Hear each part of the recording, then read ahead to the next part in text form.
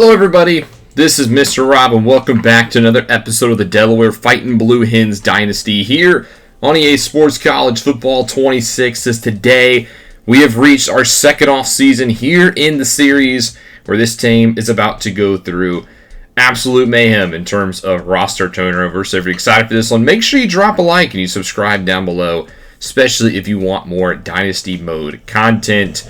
As for our Blue Hens, in their second season in the FBS, it was a success. We went up to an 8-5 record this year after going 5-7 in year number one.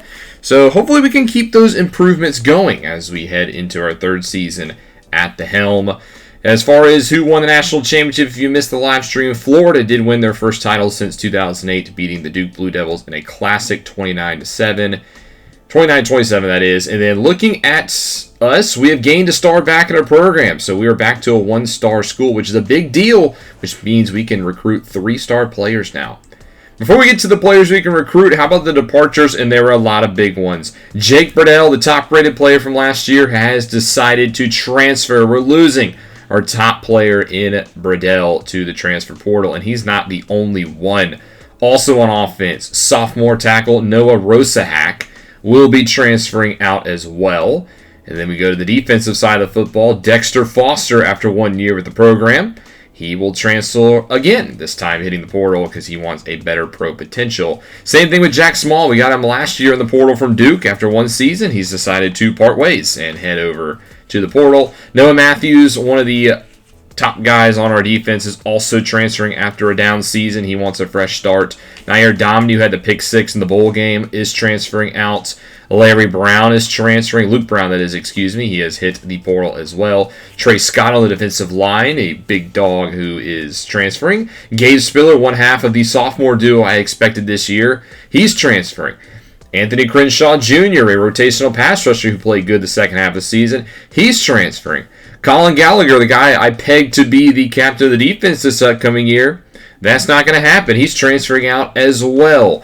McKinley, the sophomore receiver, is now gone. Adebayo, a reserve safety. Malone, a reserve pass rusher. Ferris as well. And even E.J. Archfield Jr., who is next in line to be the starting quarterback for this team. We now have to find ourselves a new QB at the helm. Sean Payton Hodges, after 1 year from Jacksonville State, has transferred. Kate Winworth, Trey Lloyd, another depth quarterback. Just a lot of guys up and down the board transferring out. And that's not even including graduates. Thomas Amanko, our leading receiver from this year, he has graduated, as well as our quarterback, Blake Brown. So 3 quarterbacks leaving in the offseason. This team is going to look way different.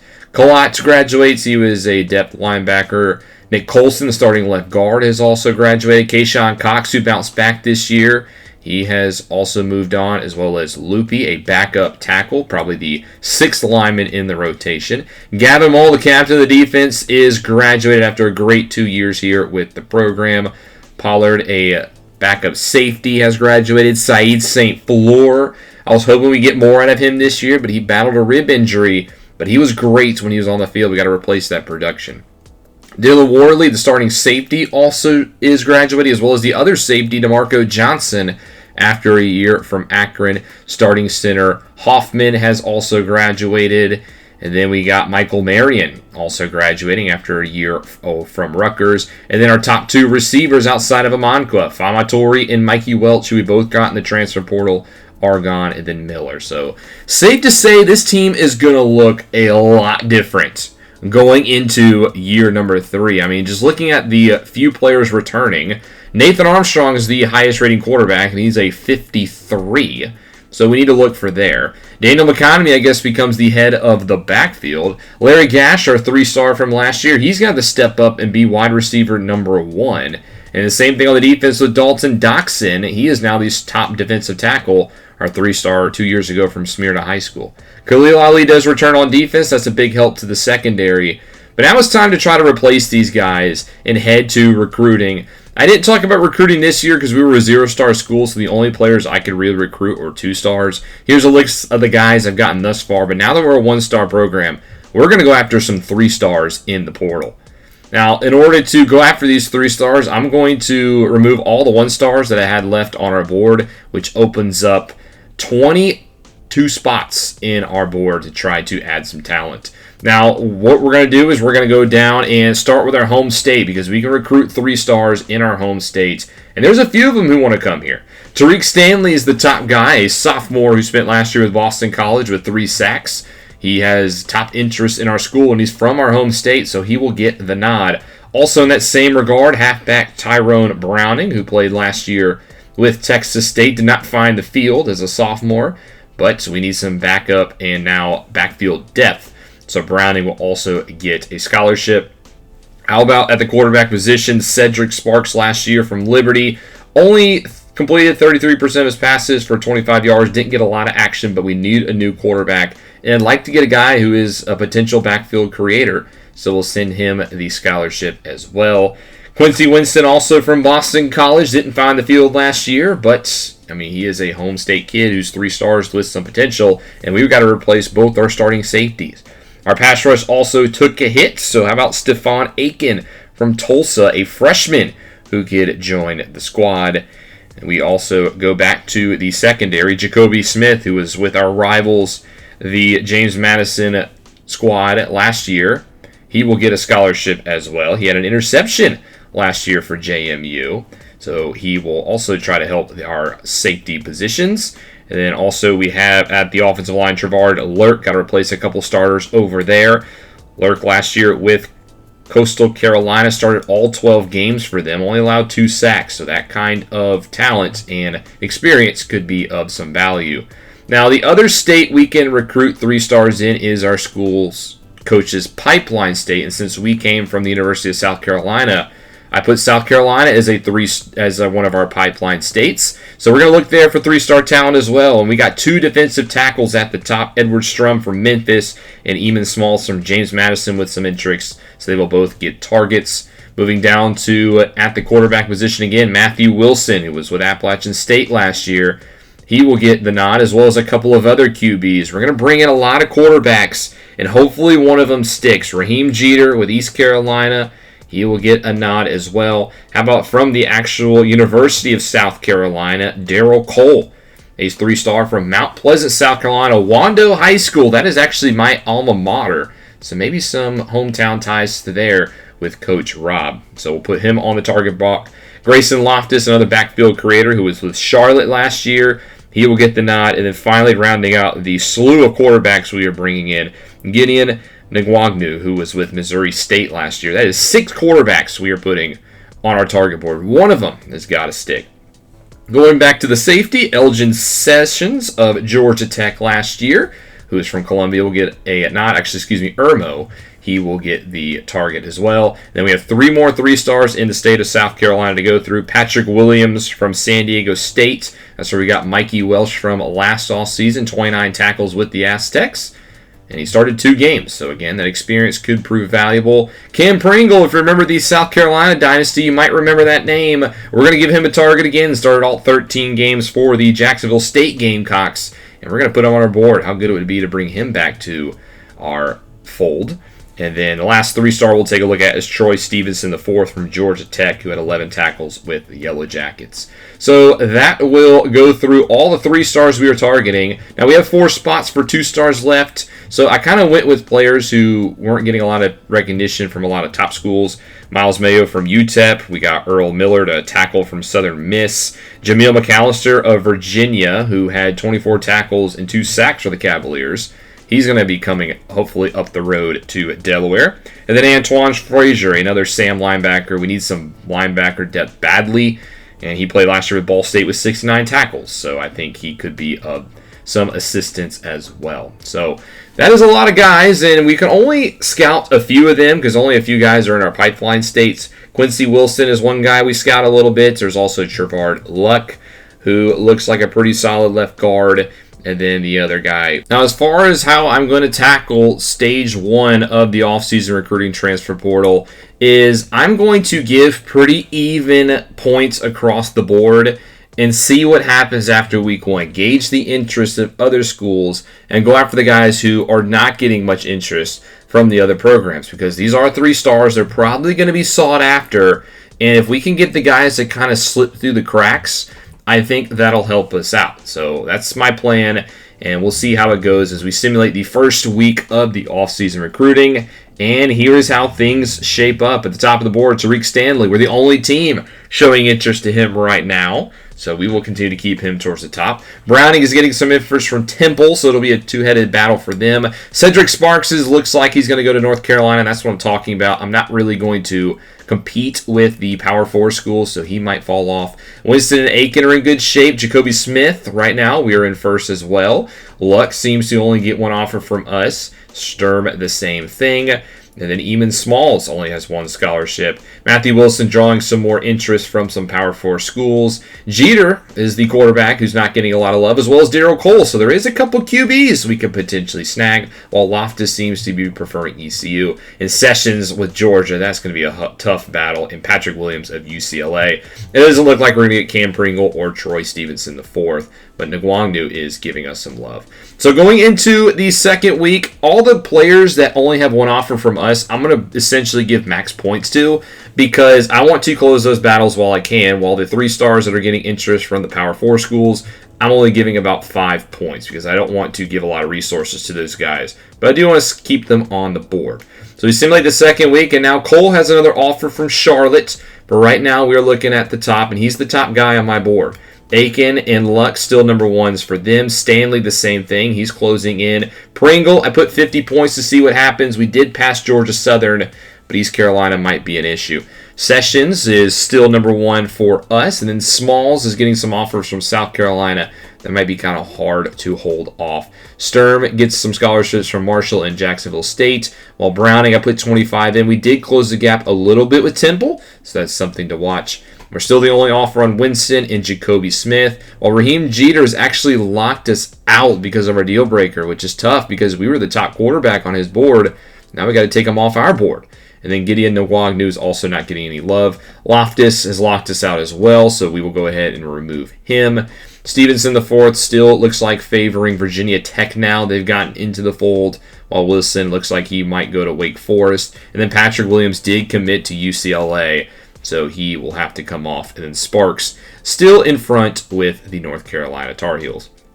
So we have 3 open spots now. I'm going to go back to the 2 stars. Jordan Mack has some experience, so I wanted to add him to the board from Kennesaw State. There's also Neville Dean, who had 19 catches, 263 yards with Kennesaw State, and he looks like a pretty solid player. 89 speed, 81 catching, 79 catch in traffic. So he will get the scholarship. We're also going to give visits this week. Browning is ready, and that's a battle I do want to win. I feel like putting him in the backfield with McConomy could be a good 2-headed monster.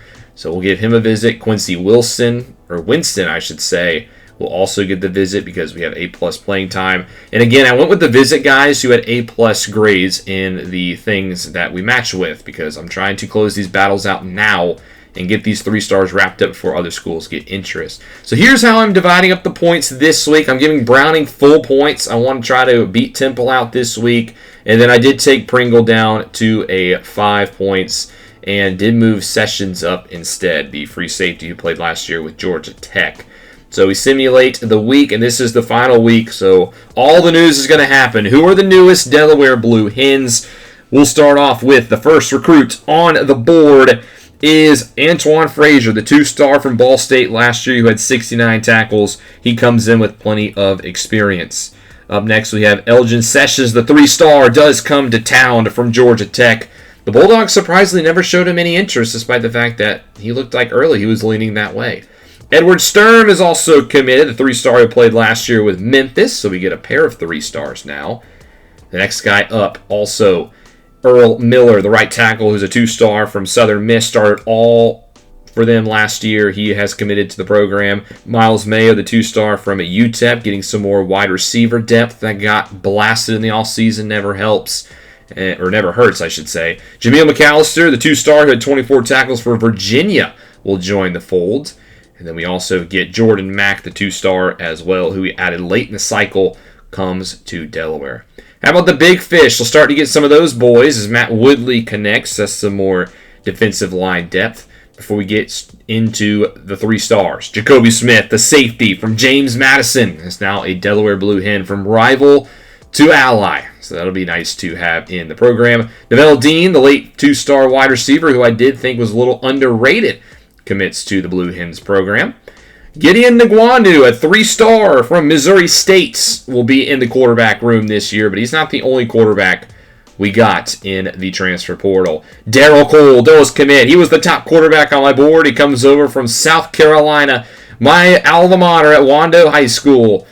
I cannot wait to get involved with him. Stephon Aiken, the 3-star from Tulsa edge rusher, will commit to hopefully boost some of our pass rush loss. Trevod Luck on the offensive line from Coastal Carolina, who started all 12 games for the Chanticleers. Welcome. Tariq Stanley, who immediately jumped out in front with 3 sacks last year with Boston College. That'll be very helpful. Then Eamon Smalls as well, the other 3-star defensive tackle from South Carolina. He was with James Madison last year as well. And then we do get Tyrone Browning. He picks us over Temple.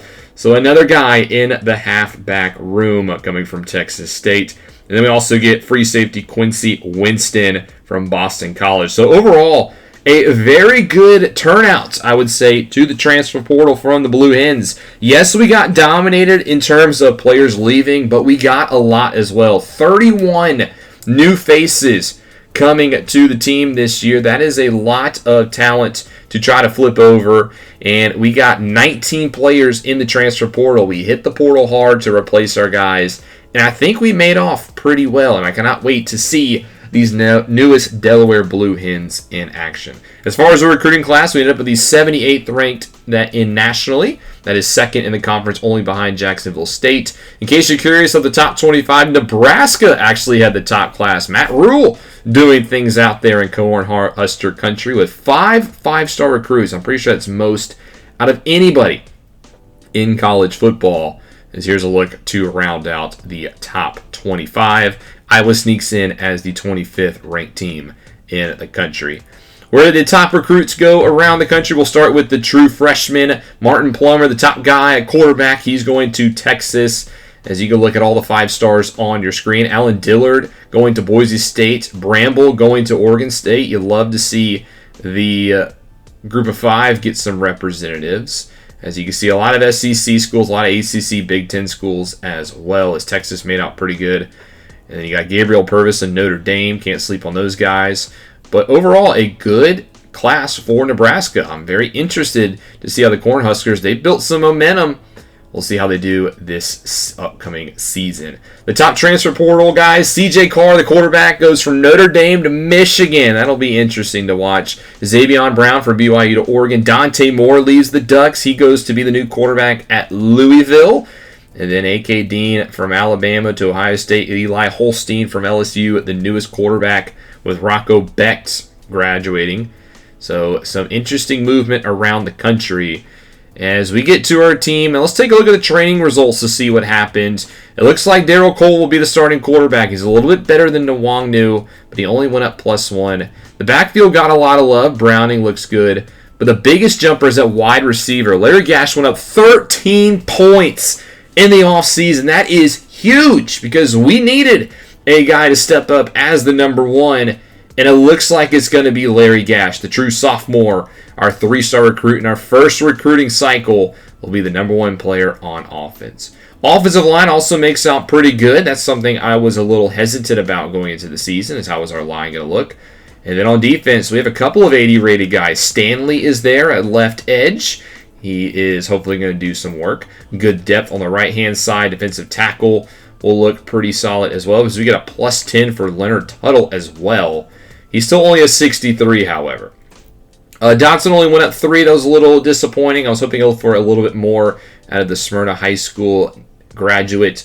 But our couple of defensive players got some good jumps. Collier to +6. He'll probably be the newest Mike linebacker. And Khalil Ali gets +5. And Armstead +7. Kingsley Royal, who will be playing nickel again this year, got +5. So the secondary got a pretty good boost to round out the training results.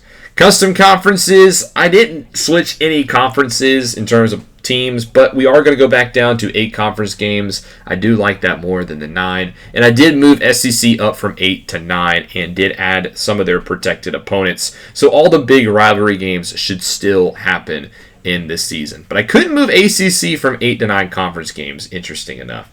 So here's a look at the Blue Hens going into year number 3. Like I said, a ton of roster turnover with this team. We come in as a 64 overall squad. A little bit lower than last year with a 64 offense and a 66 defense, but we are currently the top ranked team in our conference. So this could be the year that we take the Conference USA. We have the highest overall squad, and we'll see if it translates to a conference championship. But next episode, we will preview year number 3 before diving into another year of Delaware Blue Hens football. Thank you guys so much for watching. Hope you guys enjoyed. If you did, make sure you drop that like and you subscribe down below, especially if you want more Dynasty mode content. This is Mr. Rob, and I'll see you in the next one.